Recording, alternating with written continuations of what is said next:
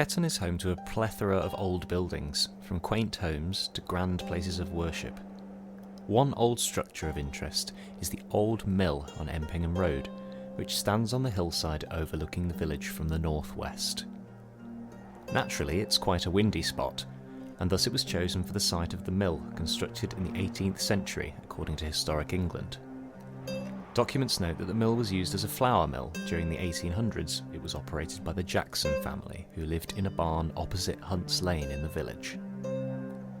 It lies close to a subterranean reservoir, and as a result has been erroneously linked to the famous water organ which operated at Ketton Hall under the ownership of Mr. J.T. Hopwood in 1844.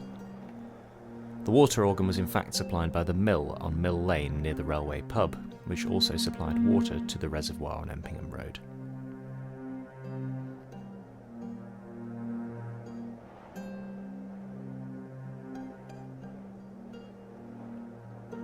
The mill is now abandoned, but serves as a home for various animals, such as pigeons,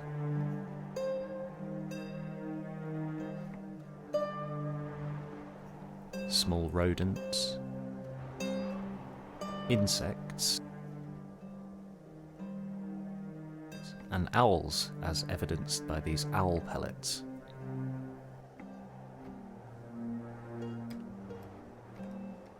The site is on the brink of a huge upheaval. Heidelberg Materials, who operate the Ketton cement plant, are currently seeking permissions to transform the land to the northwest of the mill into further quarry land to supply limestone to the works. Everything that you can see beyond this stand of pine trees on the left side of the road will be excavated away down to the stone seam some tens of metres below the current ground level. What you see here on the northeastern side of the road gives you some idea of what to expect. The plan for restoration earmarks the site for agriculture and biodiversity enhancement, which is likely to result in a much more diverse and wildlife-rich habitat than the current monocrop wasteland which extends for miles around the village.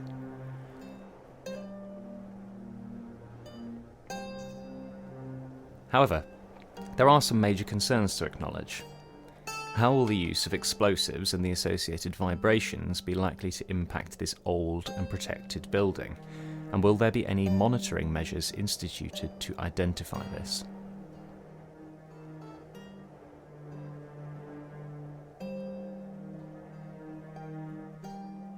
Moreover, while most of Field 14 is a barren and arable field system, there is a significant stand of giant redwoods and other veteran pine trees within the area, which will all likely be lost. More of our landscape is disappearing, but on the whole the change is likely to benefit wildlife and residents once the area has been worked out and restored, which could take up to 30 years. What do you think about these proposals? The public consultation has now ended, but I would still encourage interested parties to reach out if you have any concerns to raise.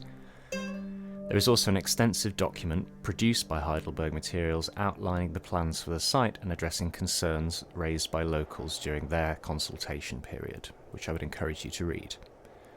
Let me know your thoughts down below and share the video with those who may be interested. Thank you for listening.